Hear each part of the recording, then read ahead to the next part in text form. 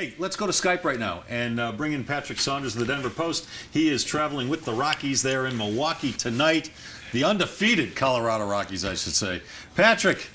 Let's ask him.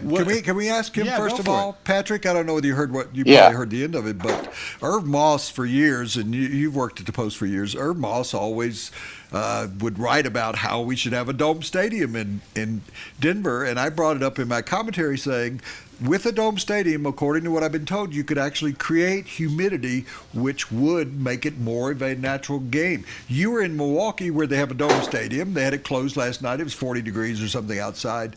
How do you feel about dome stadiums for baseball, and how would you have felt like for a dome stadium in Denver?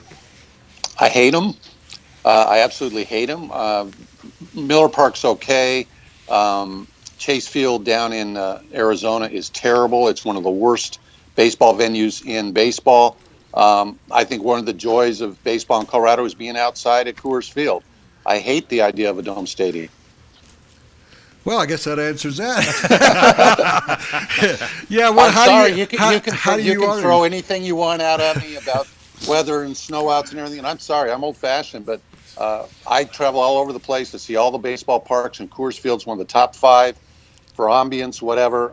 No way. I would hate watching baseball inside a dome. Even the ones that open. Look, I understand Minnesota's old baseball park, Seattle's. I mean, those were abominations. Those were baseball stadiums inside football stadiums, inside concrete bubbles. But even the retractables, Patrick, you don't Have you been to Chase Field, Les? Yeah, I was there for the very first game in Chase Field history. And what did you think? I don't like the feel of that place because to me it feels like a combination train station, airplane hangar, and it's a warehouse. Yeah, exactly. And by the way, there's a baseball diamond somewhere down there. Yeah. Yeah. All right. Anyway, let's move on. I agree to disagree. All right. Okay. Patrick. Pretty nice start to the Rockies season yesterday. Perfect. Yeah, perfect season. We had a debate.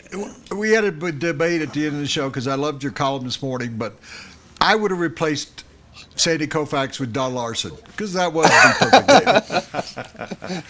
That's fantastic. Hey, although I was afraid nobody'd get it, so that's why I went with Koufax. Well, I thought that, but then I thought, how many people are going to get Sandy Koufax? Because the same people that won't get Don Larson are going to get Sandy Koufax. He hadn't played, forgive me, as a former Rockies announcer. He's gone and he ain't coming back. Yeah, they were virtually the same generation. I was thinking about that, but I couldn't think who else would anybody know about a perfect game. And I was on deadline, and I was blank, and so I went with Koufax. Okay, next time, Don Larson. Okay.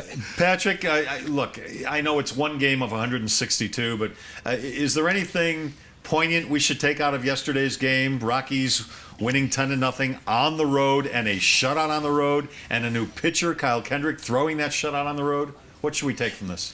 Not a whole lot, except that I would say Hundley behind the plate. I couldn't believe how overboard, not just Kyle Kendrick, but Renee Latchman, the catching coach, everybody was saying, hey, make sure and talk to Hundley. He called a hell of a game. And I've heard that all through spring training. He's not going to hit. He's not terrific at throwing batters out, but he knows the National League. He knows lineups. He knows how to prepare a game plan. That's something that's been sorely missing. I think that is the one thing out of yesterday that I was most encouraged about. I really wanted to bring that up with you, and I thought you made great observations and had great quotes in regard to how he did call the game. I had said that they were hoping that he would be a Joe Girardi type. You've been around here like I have. I have seen such a vast multitude of catchers come through here that just haven't worked. And the last catcher they had as a starting catcher basically was a hitter behind home plate that couldn't catch. I mean, is there hope then that Hundley's going to be like that? So that's got to be helpful to the rotation that we've talked about over and over again. Oh, no question about it. You look at this lineup, guys. And if you have a catcher who is not a power guy, and maybe he'll get you a few timely hits, get on base for you, but he's not a great hitter, but you have the rest of this lineup, that's okay. Because if you look around baseball, and you guys know this, you look around the successful teams year in, year out, one of the common denominators, as opposed to just the starting rotation, it's usually a really good, salty, gritty, smart, tough catcher. Molina in St. Louis is the primary example, but Buster Posey's an example. Pudge Rodriguez all those years. That is a common denominator. And if you remember this, Jeff Bridich, he was a catcher at Harvard and in high school. He knows how important catching is to this team, and I think that's why he went out and got Hundley. Patrick, we all have our favorite guys to watch. Woody thinks Corey Dickerson is going to really do some damage, not just this year, but in his career. And I'm a big believer. In fact, yesterday I said Carlos Gonzalez could be one of the top 6 or 7 players in the game when he's healthy, because he's shown when he's healthy he can do that. I was really encouraged by the way CarGo looked in spring training, and really encouraged by the way he looked yesterday. Does this look like the CarGo of 2010 to you? It does. It does. And I'll tell you what, I had this discussion with CarGo not too long ago, and he's still only 29. We forget that. And I said, can you ever match what you did in 2010 when he was an MVP candidate and you won the batting title? He thinks he can, and he thinks he's a smarter, wiser player. Plus, he knows how to take care of himself. He told me the other day, he said, back in 2010, I just went out there and swung as hard as I could. He's a smarter player now. The question is, will he be able to take all those physical talents and really unleash them, and without fear of that knee? And I'm hoping he can. Could this be, and he brushed over my boy, Corey Dickerson, who had just a great game yesterday with a home run and a double. Come on. But and my boy 2 years ago was Arenado, who also had a home run yesterday, and 3 for 4, I think. Those are my 2 boys, and they're doing okay. But overall, he mentions CarGo, and we haven't even said the word Tulo yet, but this has an opportunity, and we have talked about this, of being the best starting offensive lineup in the National League, if not all of baseball. Oh, I agree completely, up and down the lineup. And of course, we always say this, guys, unfortunately, if they stay healthy. But yeah, you look up and down that lineup, and outside of Hundley and LeMahieu, all of those guys can hit it out of the park. There's some decent speed, not great speed, but decent speed. And they have some guys who can handle the bat and go the opposite way, do all those other things.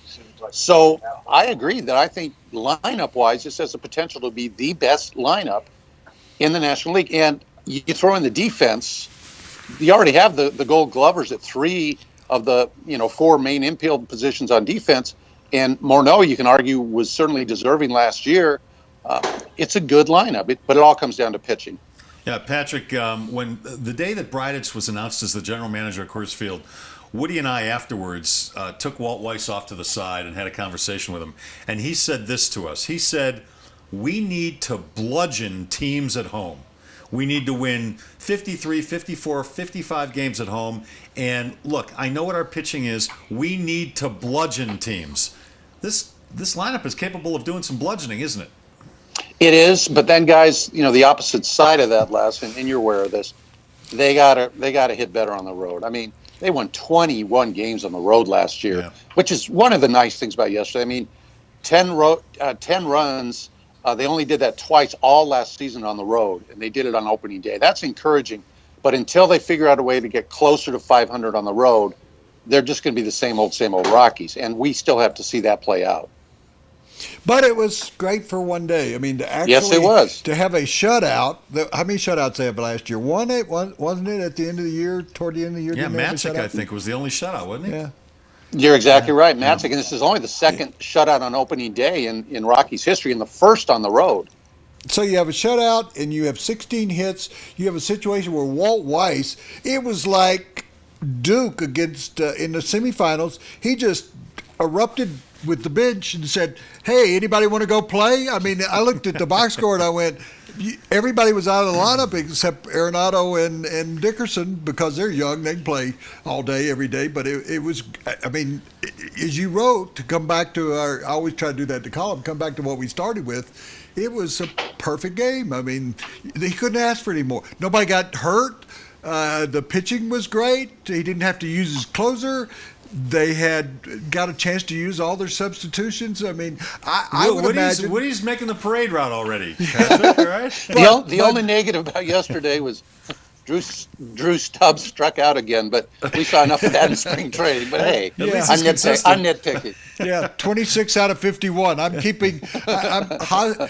Drew Stubbs held hostage. 20. If you take spring training, yeah. I don't know how long. How long could they? Let's don't end on that negative note. Okay. It was a great day. I hope it's a great It evening was. for you. I hope you have one. I love those brats there. I hope you had one. If you didn't have one tonight, because those are the best brats in the world. Patrick, They really are. Twitter handle. What is my P Saunders DP at P Saunders DP? Go ahead, Woody. Say what you always say. No, I was going to say, if you can't remember it, how do you expect anybody else to remember it? Patrick, thanks, man. Enjoy the game tonight. You're the Okay, best. guys, thank You're the you. best. Patrick Saunders of the Denver Post in Milwaukee See, I know. with the undefeated Colorado Rockies.